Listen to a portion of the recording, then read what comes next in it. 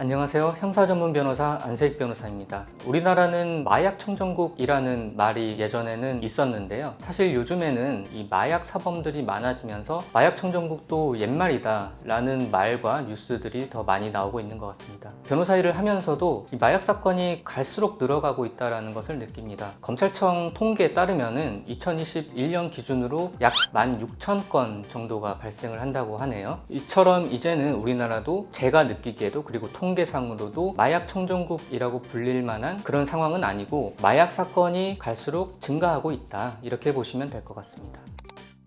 그러면은 마약을 어떻게 구매를 하느냐라는 것이 궁금하실 텐데요. 요즘은 이제 인터넷 기술이 발전하면서 다크웹이라든지 텔레그램, 이렇게 좀 보안이 강한 수단들이 많이 등장을 하게 되면서 예전에는 아름아름 이렇게 구매하던 것들이 이제는 일반 대중들도 그리고 남녀노소 누구나 할 것 없이 조금만 관심을 가지고 공부를 하면, 그리고 이제 돈만 어느 정도 있으면은 이 마약을 쉽게 구매할 수 있는 상황이 되어서 이렇게 마약 사범들이 많아지고 있는 상황이라고 보시면 될 것 같습니다. 그리고 이제 마약을 구매함에 있어서 자신이 수사기관으로부터 추적을 받지 않을 것을 기대하고 사게 되는데요. 사실은 대화 내용이라든지 이런 것들을 텔레그램이라든지 이런 보안성이 강한 메신저를 통해서 대화하고 직접 만나지도 않고 일명 던지기라는 수법으로 대면하지 않고 어떤 장소에 약을 둘 테니까 가져가라, 이런 식으로 가져가더라도 이 검거가 되는 경우가 있는데, 그런 경우는 보통 이 대금 같은 것들을 계좌이체하거나 금융거래가 추적이 되면서 검거가 되는 경우가 가장 많다고 할 수 있겠습니다. 네, 그리고 이제 외국에서 직접 받는 경우는 사실 국제우편을 통한 경우가 사례 중에서는 가장 많다고 볼 수 있을 것 같고요. 이 국제우편들이 세관을 통해서 뭐 적발되거나 택배 이런 것들이 세관을 통해서 적발이 되거나 아니면 뭐 첩보 이런 것들로 인해서 적발이 되는 경우도 많고요.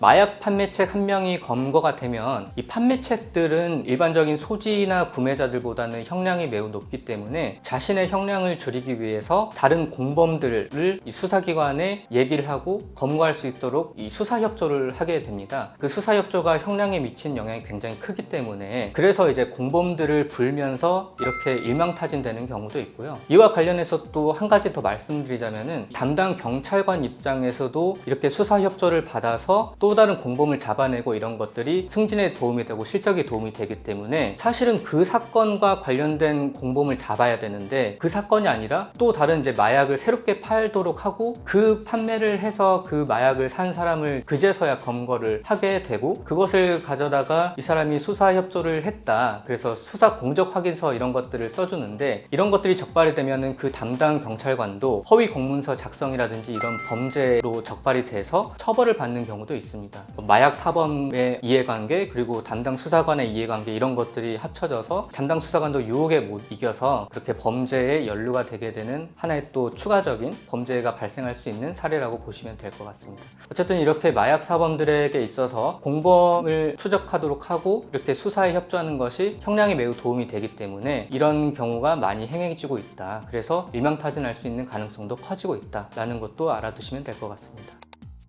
또 한 가지 가벼운 사례로는 대학생들이 유학을 많이 가는데요. 대마가 합법인 곳에서 공부를 하는 친구들이 있을 거예요. 그 친구들이 방학 때 입국을 하면서 친구들이 가방에 선물이다라고 하면서 이제 대마 캔디를 넣어줬는데, 그것을 가지고 입국하다가 인천공항에서는 탐지견들이 있거든요. 그 탐지견들이 그것을 적발을 해서 마약 소지자로 처벌을 받는 경우도 있습니다. 그렇기 때문에 유학생들이 입국을 할 때 자기의 짐들을 다시 한번 챙겨보는 그런 조심성도 필요할 것 같습니다.